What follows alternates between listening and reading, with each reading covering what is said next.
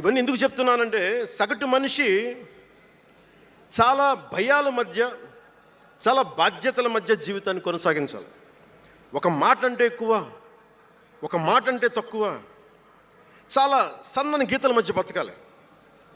ఒకలాగా చెప్పాలంటే అరిటాకు లాంటి జీవితం. అరిటాకు ఉంది కదా అని జీవితం వడ్డించిన విస్తరు అవ్వదు.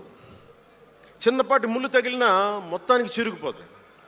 అలాంటి కోట్లాది సగటు మనుషుల ప్రభావితం చేసే సినిమా కానీ, కోట్లాది మందిని ప్రభావితం చేసే రాజకీయాలు కానీ నాకు చాలా బాధ్యతనిచ్చాయి.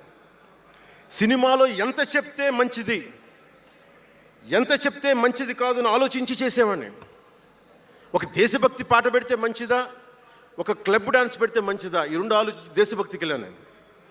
అందుకే ఏం మేరా జేహాన పెట్టాను తప్ప ఓ మై డార్లింగ్ అని పెట్టలా. అంటే అంటే ఎందుకు నేను ఆలోచిస్తానంటే, మనిషి మనెవరం శాశ్వతం కాదు.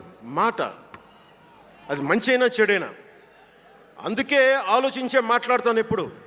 ఈ అన్న మాట ఒక తరం 2-3 తరాలు ఉండిపోతే పర్యవసానం ఏంటి, ఎనీ పబ్లిక్ పాలసీ, ఇవన్నీ ఆలోచించి నేను జనసేన కోసం ప్రతిపాదించిన 7 సిద్ధాంతాలు చాలా మదించి, శోధించి, తర్కించి మీ ముందు పెట్టింది.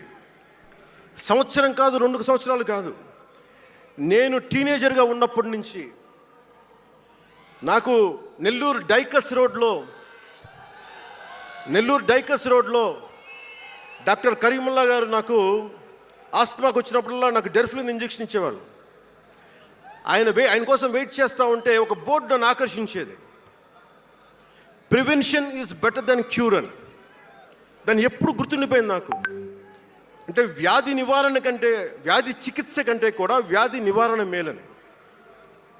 అందరూ చాలామంది అనుకుంటారు కదా, ఎందుకు నాకు చెగువెరా ఇష్టం అంటే అది కమ్యూనిజమో మావోయిజం వల్ల కాదు. ఒకడు డాక్టర్ అయ్యండి, శారీరక రుగ్మతలు వస్తే బాగు చేసే డాక్టరు సమాజానికి పట్టే రుగ్మతలను ఎవడు బాగు చేస్తాడు అని చెప్పి డాక్టర్ వృత్తి వదిలి విప్లవకారుడు అయ్యాడు చూసారా, ఆ భావన నాకు ఇస్తుంది చెగువెరాలో. అంతేగాని అతను మావోయిస్టో కమ్యూనిస్టో అని కాదు, గెరిల్లా అని కాదు.